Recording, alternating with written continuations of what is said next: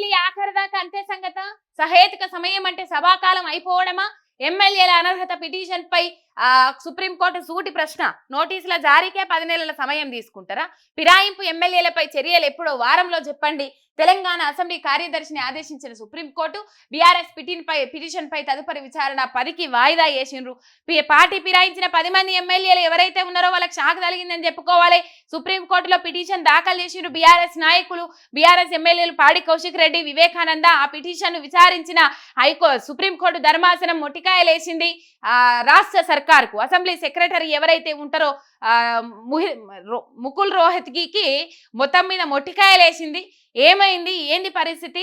10 నెలల పిటిషన్ జారీ చేయడానికే, వాళ్ళకు నోటీసులు ఇవ్వడానికే 10 నెలల టైం పడుతుందా? సభాకాలం అయిపోవడమా అని చెప్పేసి ప్రశ్నించింది. ఇప్పుడు ఇంకా నిద్ర పడతలేదట. ఇక పార్టీ ఫిరాయించిన 10 మంది ఎమ్మెల్యేలు గరివాపసి కార్యక్రమం పెట్టుకుందామా? మనల్ని కాంగ్రెస్ వాళ్ళు దేక్తలేరు, బీఆర్ఎస్ వాళ్ళు పట్టించుకుంటలేరు, మనం బీఆర్ఎస్ లెక్కలో వచ్చినాం, మనం ముఖమెట్లా చూపెడదామాడా అని చెప్పేసి గర్వాపసి కార్యక్రమం మొదలు పెడితే, గర్వాపసి కార్యక్రమం నో వద్దు వద్దు అని చెప్పేసి వీళ్ళు అంటారు.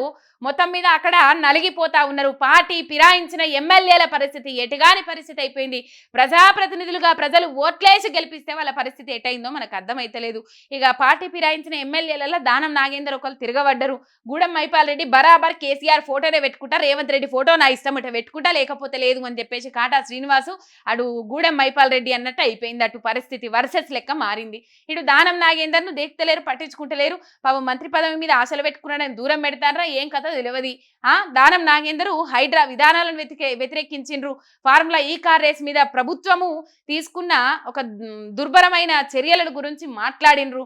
అవి తప్పు, హైదరాబాద్ బ్రాండ్ ఇమేజ్ ను పెంచడానికి ఆ నిర్ణయం తీసుకున్నారు బీఆర్ఎస్ ప్రభుత్వంలో అని చెప్పేసి ఇటు వాళ్ళిద్దరు నెగిటివ్ అయినరు. ఇక రాజగోపాల్ రెడ్డి ముచ్చట, ఆయన కాంగ్రెస్ పార్టీలోనే ఉన్నారు.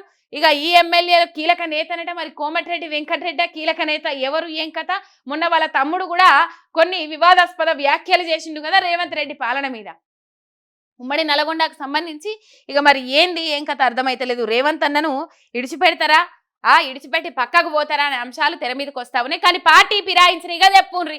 ఇంకా కొంతమంది బీఆర్ఎస్ ఎమ్మెల్యేలు లైన్లు ఉన్నారు, ఇంకా కొంతమంది బీఆర్ఎస్ ఎమ్మెల్యేలు కాంగ్రెస్ లో దుంకుతారని ఇక చెప్పుండ్రి మీరు. వీళ్ళ పరిస్థితి అగమ్య గోచరం. ఎట్లరా దేవుడు అని చెప్పేసి రోజు దినదిన గండం లెక్క మారిపోయిందట. వాళ్ళకు దినాలు ఎట్లా పోతాయి, ముంగటికి ఎట్లా జరుగుతాయి అని చెప్పేసి ఆ పార్టీ ఫిరాయించిన 10 మంది ఎమ్మెల్యేల పరిస్థితి. రైట్. ఈ మధ్య కాలంలో కేరళ హైకోర్టు ఒక సంచలనమైన తీర్పు ఇచ్చింది పార్టీ ఫిరాయించాలనుకునే ఎమ్మెల్యేలకు.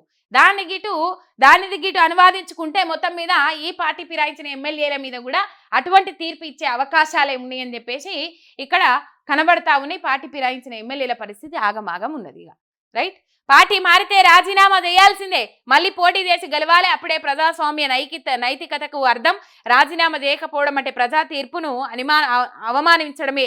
వారిని ఏం చేయాలనో ప్రజలకు కేరళ హైకోర్టు వారు ఏం చేయాలనో ప్రజలకు హైకోర్టుకు తెలుసు. హైకోర్టు కీలక వ్యాఖ్యలు అని చెప్పేసి ఇక్కడ వార్త చూస్తా ఉన్నాం. ఈ వార్త ఇక్కడ కనబడతా ఉన్నది. మొత్తం మీద ఈ పరిస్థితి కంపల్సరీ రాజీనామా చేయాల్సిందే. రాజీనామా చేసి ప్రజలకు పోయి మళ్ళీ ఎన్నికలు ఫేస్ చేయాల్సిందే. ఎన్నికలు ఫేస్ చేసి గెలిస్తే అప్పుడు ప్రజలకు సేవ అందించాలి అని చెప్పేసి